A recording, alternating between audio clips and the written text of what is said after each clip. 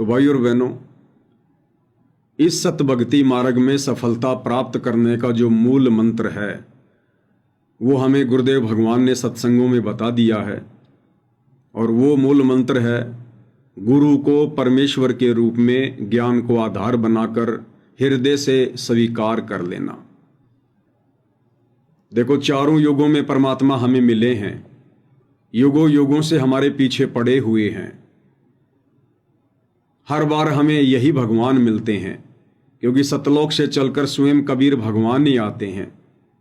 वेदों में लिखी हुई अपनी महिमा के अकॉर्डिंग वो कबीर भगवान सतलोक से चलकर गति करके सह शरीर पृथ्वी पर आकर अच्छी आत्माओं को मिलते हैं, उनको तत्व ज्ञान देते हैं। तो ये उनकी महिमा में लिखा हुआ है। परमात्मा स्वयं ही सतलोक से चलकर आते हैं।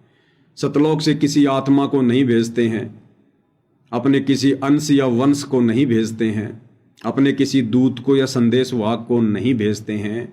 अपने ज्ञान का संदेशवाहक वो कबीर परमात्मा स्वयं ही है। अपने ज्ञान का संदेशवाहक वो कबीर भगवान खुद ही बनता है। वो किसी को भी संदेशवाहक बनाकर नहीं भेजता है। ये सारे रहस्य, सारे संकेत गुरुदेव भगवान ने अपने सत्संगों में कह रखे हैं। और जब समय आता है तब परमेश्वर अपने दासों को सेवा देकर उन रहस्यों को, उन सत्संगों को उजागर करवा देते हैं। तो एक छोटा सा सत्संग जिसमें पूज्य गुरुदेव भगवान कह रहे हैं कि वो कबीर भगवान अपने ज्ञान का संदेश वाहक बनकर स्वयं ही आता है। पहले ऋषियों ने अपना ये निर्णय देकर छोड़ दिया कि कबीर दंडी ही कबीर दंडी। ये कबीर जो है ये अद्वितीय है, अद्वितीय, इसके बराबर कोई नहीं है। पर ये है कौन? ये हमारी बुद्धि से बाहर की बात है।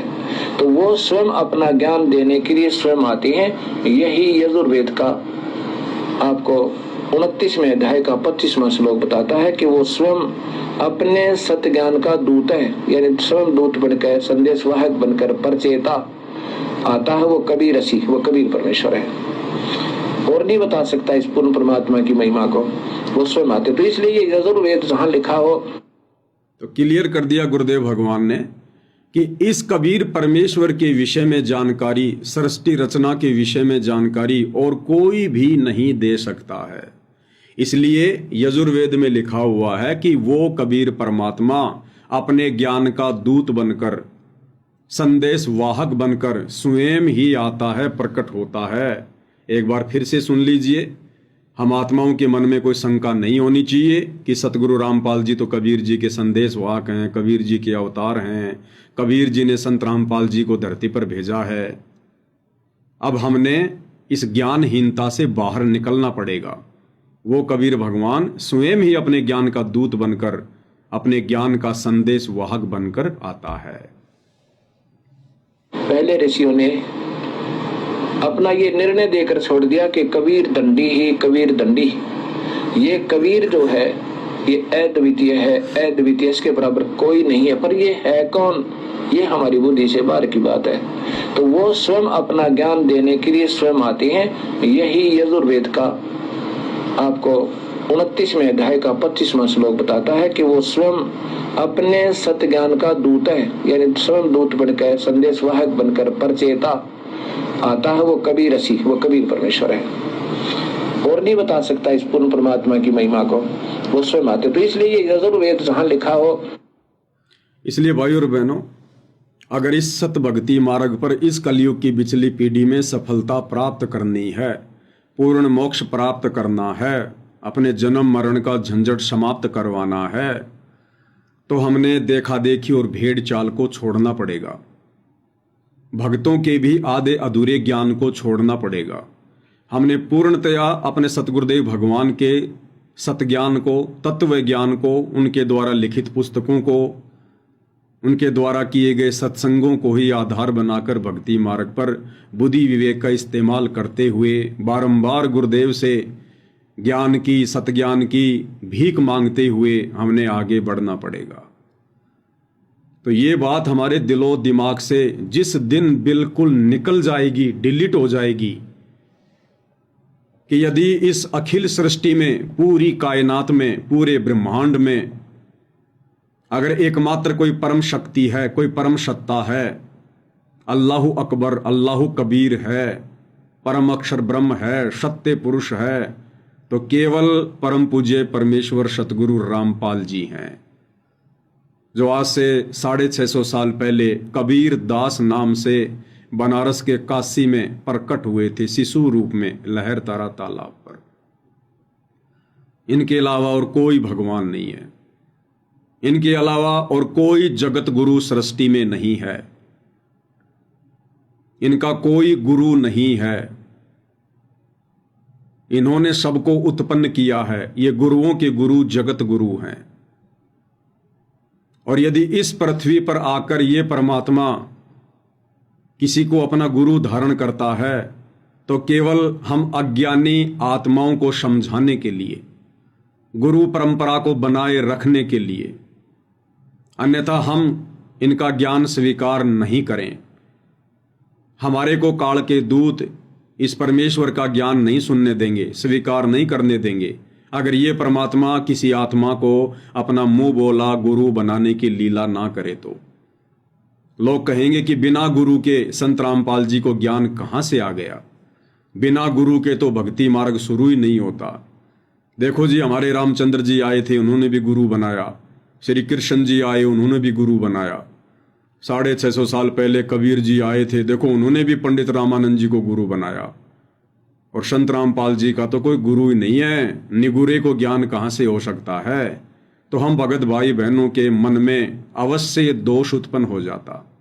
इसलिए जगत गुरु होते हुए भी, सर्व ज्ञान संपन्न सर्वज्ञ होते हुए भी, सारी सृष्टि के उत्पत्ति करता पालन पोषण करता होते हुए भी, आप और हम आत्माओं की छोटी बुद्धि को देखते हुए इस परमेश्वर ने इस भूमंडल पर एक अच्छी आत्मा को, एक नेक आत्मा को अपना मुंह बोला गुरु धारण करने की लीला करनी पड़ती है, ताकि हम उनके ज्ञान को सुने, स्वीकार करें, उनके भगत बने, और धीरे धीरे फिर उनके तत्व ज्ञान को आधार बनाकर हमें ये समझ में आ जाना चाहिए कि ये सारी की सारी लीला गुरु बनाने की, अपने आप को कबीर भगवान का दास बताने की, अपने आप को छुपाने की, ये लीला तो ये परमात्मा केवल हमारे निकट आने के लिए करते हैं, ताकि हम इनको ये कड़वी सच्चाई सुनकर कि मैं ही भगवान हूँ, मैं ही कबीर हूँ,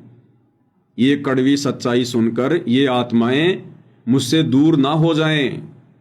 इसलिए परमेश्वर कबीर होते हुए भी, सतगुरु रामपाल जी स्वयं कबीर भगवान होते हुए भी सन 1994 में इन्होंने यथार्थ 13वें कबीर पंथ की नींव डालकर अपने आप को छुपाकर, कबीर का दास बताकर, कबीर का भेजा हुआ अंश बताकर, संदेश वाहक बताकर, उनकी आत्मा बताकर इस ज्ञान को धीरे धीरे फैलाना शुरू किया। और परमेश्वर ने एक उम्मीद जाहिर की कि आगे चलकर ये मेरे बच्चे, मेरी आत्माएं मुझे पहचान लेंगी, मुझे जान लेंगी, क्योंकि मैं इनको दुनिया से सर्वश्रेष्ठ ज्ञान प्रदान कर रहा हूं। लेकिन भाई और बहनों, काल का लोक तो काल का लोक ही है। साथ में परमेश्वर ने हमें ये वाणियां भी बताई, सुनाई कि खोकापुर में काग मिले दिन दोई रे, अरबों में कोई हंस हमारा होई रे। यानी सतगुरु के सच्चे भगत तो इक्के दुक्के होंगे, इक्के दुक्के बहुत ही कम। ये संसार विघन की घाटी, कोई निकलेगा बिरला सूर। गुरुदेव कहते हैं कोई बिरला भगत, कोई बिरला सूरवीर, हर प्रकार से मर्यादाओं के लिए संघर्ष करके, भक्ति पर दृढ़ होकर, गुरु वचन पर बना रहकर कोई बिरला भगत ही यहां से अपना पीछा छुड़वाएगा अंत में। दास गरीब कहे नर लोई, नर यानी इंसान, लोई यानी औरत, यानी गरीबदास जी समझा रहे हैं, दास गरीब कहे नर लोई, और सतगुरु को चीने बिरला कोई। गरीबदास जी कह रहे हैं कोई बिरला भगत होगा जो उस कलयुग की बिचली पीढ़ी में उस कबीर भगवान सतगुरु रामपाल जी को पहचानेगा, उनको जानेगा, गुरु रूप में आए हुए परमेश्वर को परमेश्वर मानकर भक्ति करेगा। कोई बिरला भगत होंगे, बिरला भगत। तो भाई और बहनों, वो असीम दया, वो असीम मेहर बिरला भगत बनाने की पूज्य गुरुदेव भगवान ने आप और हम सत्सेवक भाई बहनों को साथ संगति से जोड़कर बख्शी है। अब हमने बिरला बनना है या वापस उन्हीं मन बुद्धि लोगों की श्रेणी में शामिल होना है, ये अब आप और हमारे बुद्धि विवेक के ऊपर है। तो भाई और बहनों, इस आदि अधूरी सोच को, जो सोच वर्तमान में सतलोक आश्रमों से जुड़े हुए भाई बहनों की बनी हुई है, परमेश्वर रामपाल जी के 90% भक्तों की बनी हुई है कि सतगुरु रामपाल जी तो कबीर जी के अवतार हैं, कबीर जी के संदेश वाहक हैं, संत रामपाल जी तो एक आत्मा थी, संत रामपाल जी का तो माँ के गर्भ से जन्म हुआ है, संत रामपाल जी को तो 1997 में कबीर जी ने आकर सह शरीर सतलोक भेज दिया है। हमने इस आदि अधूरी ज्ञानहीन सोच को अपने दिलो दिमाग से डिलीट कर देना है। और यदि ये सोच डिलीट नहीं हुई गुरु को मानुष मानने वाली, तो भाई और बहनों, चाहे हम सतगुरुदेव भगवान की गोद में बैठकर भक्ति क्यों ना कर लें, हम इस कलयुग की पिछली पीढ़ी में भी मोक्ष प्राप्त नहीं कर पाएंगे। और परमेश्वर ने वर्तमान में इन्हीं सब बातों पर ज्यादा से ज्यादा जोर दिया है। आदरणीय गरीबदास जी भी अपनी वाणियों में जोर दे देकर कह गए, कबीर परमेश्वर ने भी जोर दे देकर कहा कि गुरु मानुष कर जानते वो नर कहिए अंध, और वह दुखी संसार में आगे काल के फंदे। कबीरा ते नर अंध हैं जो गुरु को कहते, और अरे हरि के रूठे ठोर है, सतगुरु के रूठे नहीं ठोर। तो भाई और बहनों, यदि हमने मोक्ष प्राप्त करना है तो हमने गुरुदेव भगवान के प्रयास को सफल करना पड़ेगा। सन 1994 से सतगुरु रामपाल जी परमेश्वर इस बात को अपने सीने में दबाकर आप और हम आत्माओं को ज्ञान देते आए हैं। किस बात को दबाकर? अपने आप को छुपाकर। उन्होंने कभी भी खुलकर नहीं बताया काल के साथ किए गए अपने एग्रीमेंट के अनुसार कि मैं ही कबीर हूं, मेरे अलावा और कोई भगवान नहीं है। 650 साल पहले भी मैं ही आया था। द्वापर में भी द्वापर में भी करुणामय ऋषि के रूप में मैं ही आया था। त्रेता में भी मुनिंदर ऋषि के रूप में मैं ही आया था, और सतयुग में भी सतसुकृत ऋषि के नाम से मैं ही आया था। ये गुरुदेव भगवान की मजबूरी थी, काल के साथ तपतशिला पर किए गए एक एग्रीमेंट के अनुसार, काल को दिए गए एक वचन के अनुसार। और गुरुदेव भगवान इंतजार कर रहे हैं कि कब वो दिन आएगा, कब ये आत्माएं नींद से जागेंगी, इस तत्व ज्ञान रूपी टॉर्च की रोशनी में अपने गुरु को पहचानेंगी। और भाई और बहनों, अब पूज्य गुरुदेव भगवान का वो प्रयास धीरे धीरे सफलता की ओर बढ़ रहा है।